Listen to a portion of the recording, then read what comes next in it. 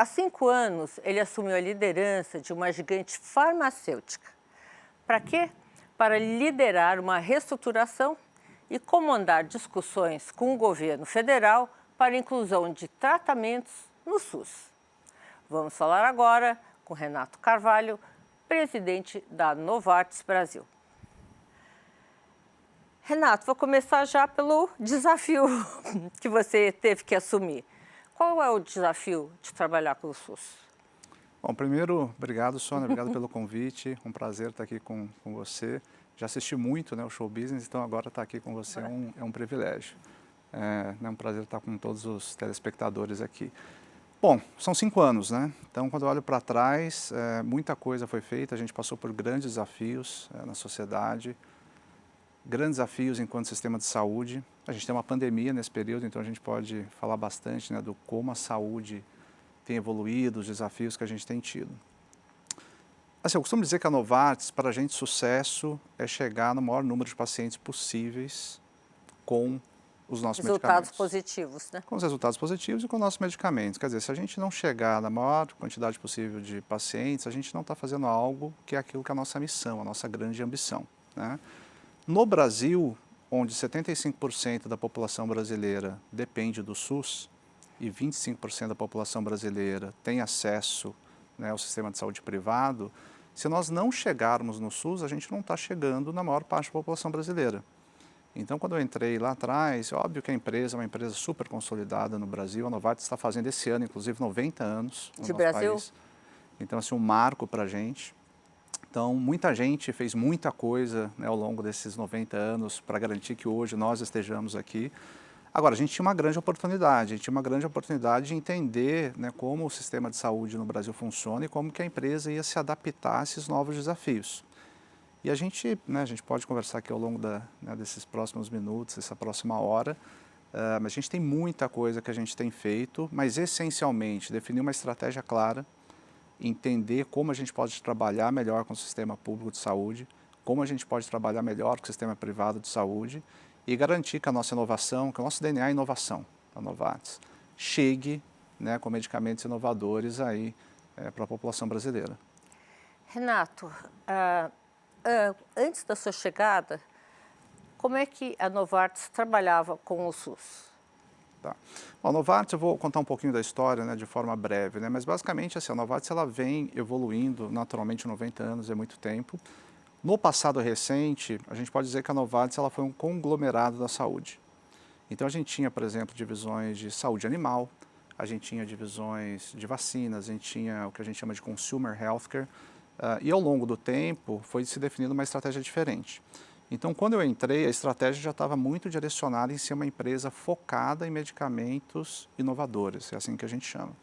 E o que são esses medicamentos inovadores, né? Quer dizer, a gente, por exemplo, no longo prazo, não estaria mais presente na fabricação e produção de genéricos, né, para dar um exemplo aqui.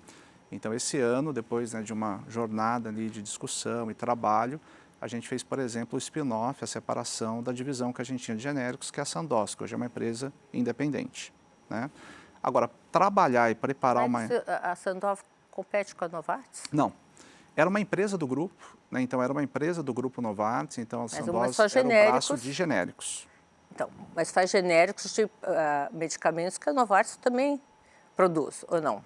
Ela fazia também, quando se perdia a patente, a gente tinha dentro do grupo medicamentos que obviamente eram feitos pela Sandoz, mas poderiam ser feitos por qualquer outra empresa.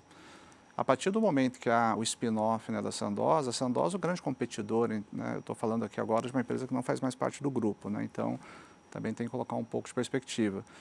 Mas a Sandoz ela compete com as empresas que produzem genéricos. Agora, ela não vai necessariamente competir de forma tão direta com os grandes grupos, seja a Novartis, enfim, os grupos que focam em medicamentos inovadores, porque essas empresas elas trabalham com medicamentos inovadores até que a patente caia.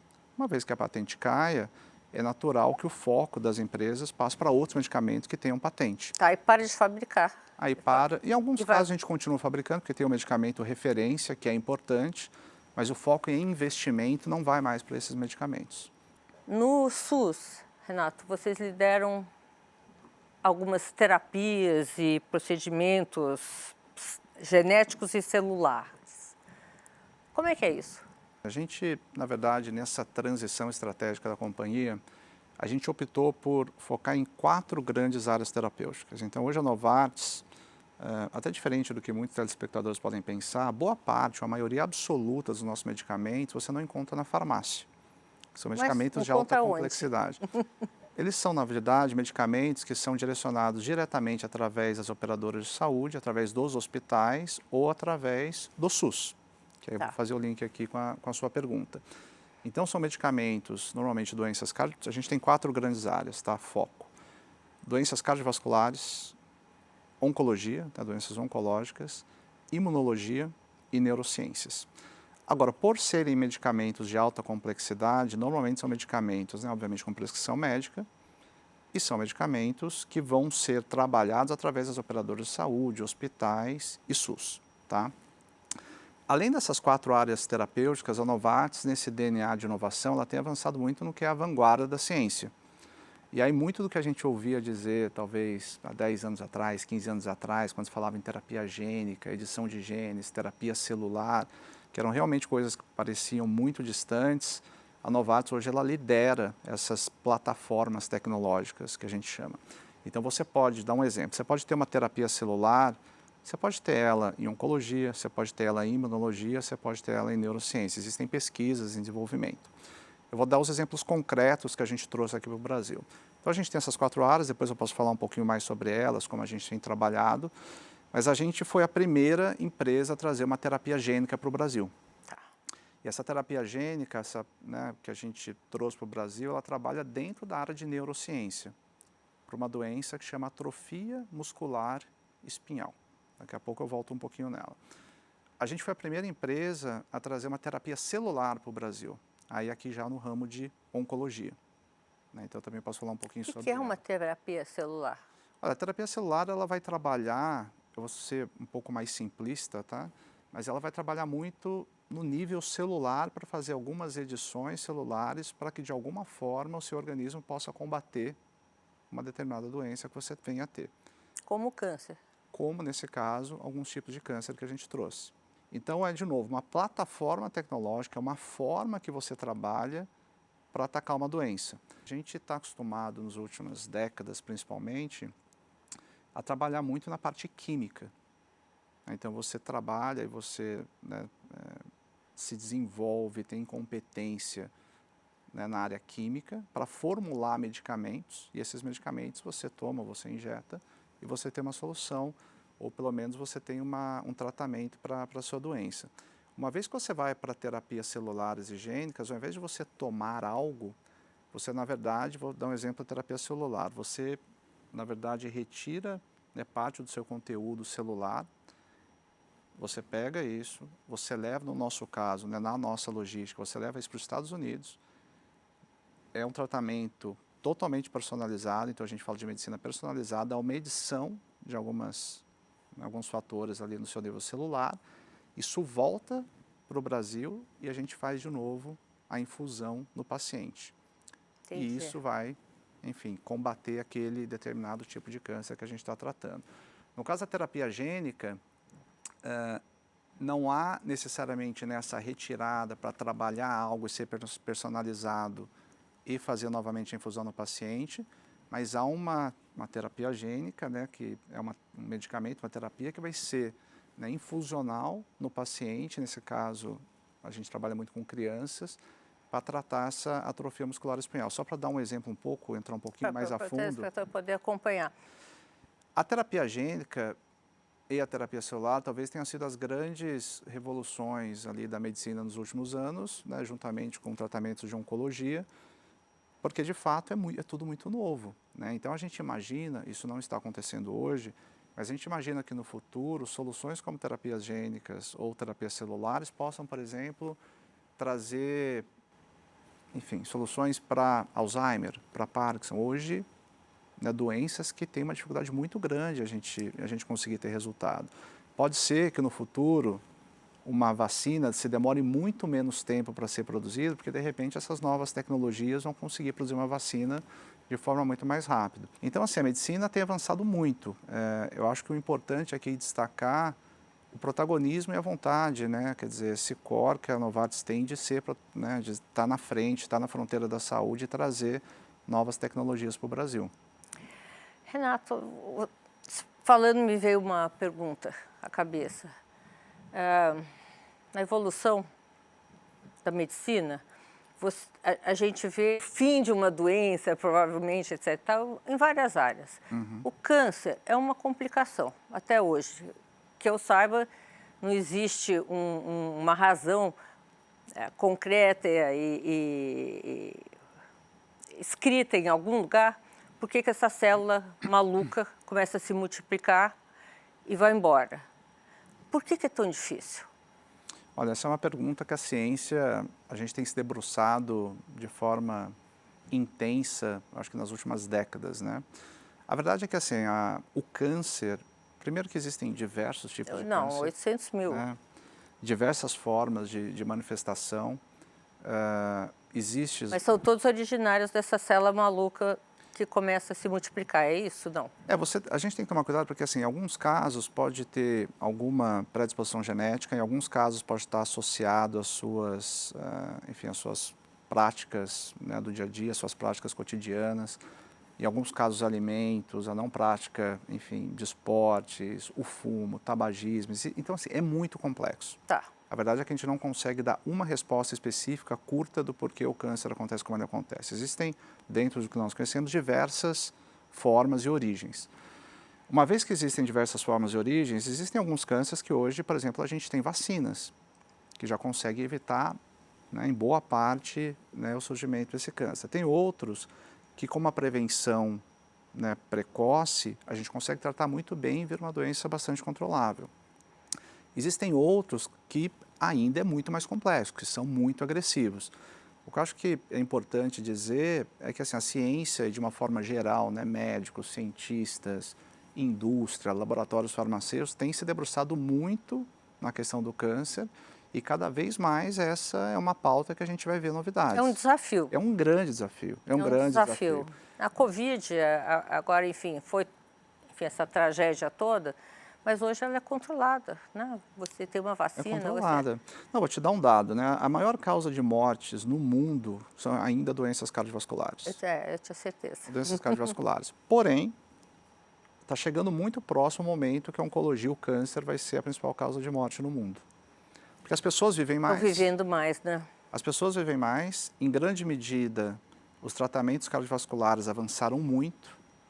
Então, condições de qualidade de vida, cirurgias, infartos, enfim. A gente avançou muito na cardiologia. Então, à medida que a gente avançou muito na cardiologia e ainda que tenha avançado um tratamento oncológico, mas em menor medida, com a população mais idosa, o que eu acho que a gente está vivendo mais, vai ser natural que haja esse X, né? Vai se cruzar em algum momento. Estima-se no Brasil que em 3, 5 anos pode ser que o câncer seja a principal causa de morte no Brasil. Como é que a Novartis se programa para enfrentar novos desafios? Por exemplo, a Covid veio, enfim, um caos total, correria, fabricação de vacinas, etc. Existe algum departamento da Novartis que olha para uma possibilidade de uma nova epidemia? A gente está continuamente analisando isso. Então, basicamente, como que a gente trabalha, né? Que não seja Covid, alguma outra coisa que ninguém sabe. Exato. A forma como nós entendemos, né, o nosso papel na medicina, ele tem impacto significativo na sociedade. O que isso quer dizer? A gente basicamente olhou quais são as maiores causas de morte no mundo. Oncologia e cardiologia, ou doenças cardiovasculares e doenças oncológicas, respondem por aproximadamente 2/3 das mortes no mundo. 2/3. Então, naturalmente, a gente já definiu muito claramente esse foco. A gente quer trabalhar para tentar trazer soluções para a sociedade nessas duas áreas. A terceira área que a gente tomou uma decisão importante foi neurociências. Também porque, cada vez mais com a população mais idosa, a gente entende que doenças, né, neurológicas vão ser um fator importante para a sociedade no futuro. E, por fim, a gente tem a imunologia, que é a fonte de, enfim, várias doenças que existem no mundo e a gente quer trabalhar essas áreas. Que faria parte de um pacote de prevenção de doenças, né? A gente quer trabalhar nas principais causas que impactam a sociedade, basicamente é isso. A gente tem essas 4 grandes áreas, a gente tem um centro de pesquisa global, A gente investe entre 9 e 10 bilhões de dólares por ano em pesquisa e desenvolvimento nessas 4 grandes áreas. Depois eu falo um pouquinho do Brasil, como que a gente atua nisso. E a partir daí a gente começa a ter áreas de expertise, áreas que a gente realmente domina e que a gente quer continuar investindo. Então vou dar um exemplo. A gente tem trabalhado muito nos últimos anos em colesterol. Tá? Para dar um exemplo aqui, o colesterol, por mais que a gente fale, ainda é um problema na sociedade. Então a gente trabalhou muito para ter uma nova tecnologia. Essa tecnologia, traduzindo do inglês aqui para o português, seria de pequena interferência no RNA, para a gente tentar trabalhar colesterol, e nesse caso um tipo específico de colesterol, que é muito alto, que aparentemente não regride mesmo em pessoas saudáveis, para a gente conseguir fazer algo um pouco mais simples para o paciente. A gente está fazendo lançamento, né, de um produto nessa área. Se a gente pensa em oncologia, quais são os principais, porque dentro da oncologia também tem inúmeros tipos de câncer, quais são os mais comuns? A câncer de próstata e câncer de mama nas mulheres. Câncer de mama nas mulheres foi onde a gente mais investiu nos últimos anos em relação à oncologia. Câncer de próstata, a gente vai trazer o ano que vem para o Brasil uma terapia que a gente chama de radioligante, que envolve também medicina nuclear, que vai ser a primeira terapia dessa, né, em escala comercial, dessa magnitude para tratar câncer de próstata. Então a gente tem, em grande medida, né, foco em grandes áreas terapêuticas, quais são esses focos para a sociedade, quais são as principais doenças que afligem a sociedade nesse sentido, a gente trabalha nessa direção para conseguir trazer soluções e terapias para melhorar. E vocês têm, vocês certamente têm uma linha de prevenção, né? Em tese, né, uma indústria farmacêutica está trabalhando muito mais já uma vez que Com consequência, né? a doença já aconteceu. Agora, na Novartis a gente tem, eu posso dar alguns exemplos, né, mas a gente tem uma filosofia que assim, a gente tem um papel muito mais importante, na verdade, do que simplesmente vender o medicamento ou a terapia. Ainda mais sendo um player da saúde, que é uma indústria tão nobre, porque assim, todas as indústrias são importantes, mas a saúde a gente viu na pandemia, quer dizer, a saúde para, o mundo para. Então a gente trabalha muito em fazer assim, eu gosto de uma frase que é o seguinte, a gente obviamente tem um papel enquanto agente econômico, mas a gente também tem um papel enquanto agente social. A gente tem que fazer algo a mais pela sociedade. E isso passa por diversas formas. Então uma das formas que a gente acredita, independente se isso, né, pode gerar mais ou menos venda no futuro, é a gente tem que investir em prevenção. A prevenção no mundo, não é no Brasil, é muito baixo o investimento em prevenção. A gente vê números aí, e aí existem diversas fontes, mas a gente vê números ainda em países desenvolvidos como na Europa, onde o investimento em prevenção e saúde naqueles países podem chegar a 5%. 5%. Deveria ser muito mais que isso. No Brasil, a gente não tem dados ainda tão concretos, mas a gente imagina que seja menos que isso, dado tudo que a gente vê. Inclusive porque prevenção, ela evita custos, não só de vidas, como financeiros. Não, para além da questão da saúde, você tem toda uma questão econômica, que é muito mais barato prevenir do que remediar. Como, né? Enfim, isso é claro e evidente para todo mundo. Em 2021, a gente fechou uma parceria, né, com uma entidade que chama Conselho Nacional das Secretarias Municipais de Saúde no Brasil, que é o CONASCENS. O CONASCENS, esse conselho, ele reúne todas as secretarias de saúde municipais do Brasil. Então, todos os milhares de municípios do Brasil. E a gente estava trabalhando doenças cardiovasculares, como eu disse, né? A gente estava vindo ali com discussões acerca, por exemplo, de doenças que envolvem o colesterol alto. E a gente falou, olha, tudo bem a gente trazer esse medicamento, mas é muito importante a gente trabalhar lá atrás para que, na verdade, de alguma forma esse problema não aconteça. Porque aí você gera um ciclo virtuoso. A gente tem claramente, eu tenho claro na minha cabeça que se a gente faz o certo, esse ciclo virtuoso vai ser positivo. E vai sobrar mais dinheiro para investir, de repente, em doenças que não são tão preveníveis, né?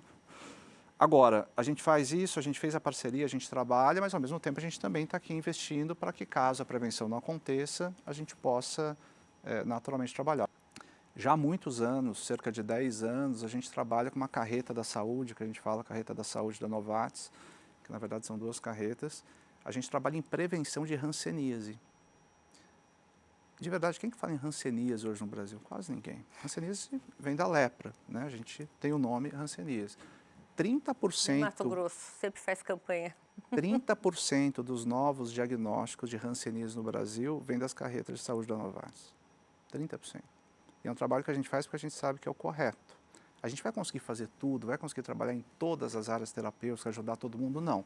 Mas aquilo que a gente vai fazer bem feito, a gente vai tentar chegar, né, em um resultado positivo. Durante a pandemia que você citou, em determinado momento, até porque a gente está muito bem localizado aqui em São Paulo, a gente fez uma parceria com o município de São Paulo, cedeu todo o estacionamento que a gente tem ali na região, próximo da região de Santo Amaro, Shopping Morumbi, e a gente colocou as carretas lá para vacinar as pessoas. Então, assim, prevenção, trabalhar de forma proativa com o sistema de saúde é fundamental. Fundamental. E tá começando a decolar, né? Está começando a decolar. A gente vê, acho que é justo dizer que cada vez mais existe conscientização e educação por parte não só dos pacientes, mas da população de uma forma em geral. O importante é assim, se nós temos uma boa qualidade de vida, se a gente faz a prevenção da forma correta, a gente vai ter a capacidade de evitar muitos problemas lá na frente. Há muitos. E a gente quer evitar isso. O nosso interesse não é que as pessoas tenham problema, pelo Agora, contrário. Então a gente trabalha muito forte. Investir nisso. Sem dúvida. Isso vai aparecer. Por enquanto está a consequência, né? Investindo em amenizar, gerar sobrevidas nas consequências de uma doença, né? Olha, o Brasil tem inúmeros casos positivos, tá? Se a gente pega o programa de vacinação do Brasil, é um dos mais fantásticos do mundo, de maior sucesso do mundo. Então a gente também tem que ter orgulho daquilo que a gente faz bem feito. Isso é uma prevenção. Isso é uma prevenção, você está tomando vacina, né? Você vai evitar. Então o Brasil ele tem exemplos excepcionais, extraordinários de como fazer um bom programa de vacinação, que é referência para boa parte do mundo. Agora, tem investimento, a gente pode fazer melhor, a gente pode fazer melhor. Então, assim, rapidamente, como que a gente vê hoje essa estrutura, né, de saúde no Brasil? Naturalmente, você tem a saúde privada, você tem a saúde pública, e você tem ainda aquilo que é fora do, né, que a gente chama de out of pocket, né, que não é nem coberto pelo plano de saúde, e também tem o investimento ainda das pessoas enquanto pessoa física. O SUS é espetacular. O SUS é extraordinário. Se a gente se remete à pandemia, o que aconteceu se não fosse o SUS, a gente teria um grande problema. Ele é perfeito? É óbvio que ele não é perfeito. A gente precisa continuar avançando. Então, sim, precisa de mais investimento. Sim, a gente precisa de mais dado para fazer gestão. Sim, a gente precisa, sabe, de práticas mais saudáveis, trazer o que está funcionando em outros lugares. Porém, a gente tem que ter muito orgulho daquilo que a gente tem. Eu sou um grande fã, um grande defensor do SUS, porque, assim, eles fazem um papel fundamental na sociedade brasileira. Eu acho que a população inteira, né? Fundamental, fundamental. Essa Covid sem o funcionamento do SUS seria uma tragédia... Seria uma tragédia muito maior. Grande, muito maior que já foi. Agora, como convencer governos, não só esse, próximo, anterior, que isso é uma coisa importante? E como gerir esses recursos, né? No orçamento você tem uma parcela determinada de investimentos para a saúde. Como melhorar esse círculo? Só é muito diálogo. Eu acho que não tem outra resposta que não o diálogo. Acho que primeiro, de novo, é justo dizer que até pela pandemia, pela urgência, aquele ano da pandemia foi o ano que com certeza mais se investiu na saúde no mundo e não foi diferente no Brasil, né? Teve uma resposta rápida. A gente tem que sempre entender o governo, né, enquanto legislativo, judiciário e executivo, então tem que ter, né, esse diálogo entre os três poderes para que haja, enfim, um maior investimento, práticas mais saudáveis. Existe um papel muito importante da sociedade civil, então associações de pacientes, a forma como nós nos colocamos enquanto brasileiros, e também tem o papel da iniciativa privada. O que eu procuro fazer e procuro tentar dizer a todo mundo é que todo mundo tem que fazer o seu papel. Que se todo mundo só olhar para o outro e falar você tem que fazer isso e você não fizer a sua parte, fica muito mais difícil evoluir. Eu tenho visto muitos bons diálogos, tá, com o governo. Eu vejo intenção genuína de se melhorar o SUS. Intenção genuína. E o Sistema Único de Saúde, porque o Sistema Único de Saúde também inclui o sistema privado, que é gerido ali pela ANS. Eu acho que nós, enquanto consumidores da saúde, a gente está ficando mais exigente. Eu acho que enquanto consumidores de saúde, a gente tinha um papel muito passivo. Tá. A gente buscava pouca informação, estou falando de uma forma geral, sociedade, tá? Então a gente buscava pouca informação, a gente tinha um papel de passividade ali em relação a tudo que estava acontecendo. Eu acho que como tudo na vida tem evoluído muito em todas as indústrias, a gente também tem sido mais protagonista na saúde. Então as pessoas não se contentam com qualquer coisa, qualquer informação. Acho que esse é um papel. Eu acho que a crise pela qual a gente passou na saúde, principalmente na pandemia, abriu o olho de muita gente. Se a gente não tiver um país forte em saúde, não importa. A economia, por exemplo, vai lá embaixo. E aí eu acho que tem, naturalmente, todo esse diálogo da sociedade civil, associações de pacientes, que vem cobrando muito, né, de todos os poderes para que haja algum avanço. A gente teve 2 projetos de lei agora aprovados, né, no Congresso, ou na Câmara. Um da nova política de combate e prevenção ao câncer, Tá. e um relacionado à pesquisa clínica no Brasil. Fala de pesquisa clínica. Pesquisa clínica, quando a gente fala de pesquisa clínica, a gente está tentando trazer inovação para o país. O Brasil está o quê? 7ª maior potência econômica do mundo, varia um pouquinho ali com variação de câmbio, mas deve estar ali, né, com certeza, entre as 10 maiores economias do mundo. O Brasil é o 20º país do mundo em número de pesquisas clínicas. 20º. Quer dizer, a gente perde para países que não deveria perder. Quando a gente perde em pesquisa clínica, a gente perde em trazer as melhores práticas, a gente perde em investimento, a gente perde em envolver pacientes mais cedo que poderiam ter cura, a gente perde de todas as formas. E provavelmente perde talentos que vão Perde trabalhar talentos lá que vão fora. para fora, quer dizer, a gente fala de situação win-win, né? Aqui é perda-perda total. Acabou de ser aprovado, né, um projeto de lei que vai agora, enfim, né, para Senado, depois para a Presidência da República. Então, assim, eu vejo um Congresso ativo, eu vejo bons defensores da causa da saúde e eu vejo uma mobilização que eu não via há alguns anos. Então eu estou otimista. Otimista é que a gente vai conseguir avançar. Me explica, se você pudesse dar um conselho para o nosso telespectador em relação à saúde, com toda essa vivência que você tem, o que você diria? Primeiro eu diria que assim, a gente tem um papel e vocês têm um papel de protagonismo que a gente tem que exercer. Ou seja, nós não podemos ser passivos em relação a esperar que a saúde vai melhorar e alguém vai fazer necessariamente, sabe, uma fórmula mágica que vai solucionar todos os problemas. Então, sabe, vão em busca de informação, cobrem, se envolvam. Existe a sociedade civil na figura de, por exemplo, associações de pacientes, cobrem, né, os seus parlamentares, aquelas pessoas que vocês votaram, estejam ali também junto com as empresas, nos cobrem no setor privado para que a gente tenha um papel mais preponderante, de maior protagonismo, porque isso é o interesse de todos nós. E a gente tendo saúde, a gente viu, né? A gente vai longe quando a gente não tem as coisas... Agora, o brasileiro ele tem que ser protagonista da sua própria saúde. História, né? da história da sua saúde. Olha, muito obrigada, Renato. Quero tê-lo outras vezes aqui com a gente para explicar muito mais coisas. Enfim, o programa de hoje está terminando. Obrigada pela companhia e até semana que vem, aqui no Band News.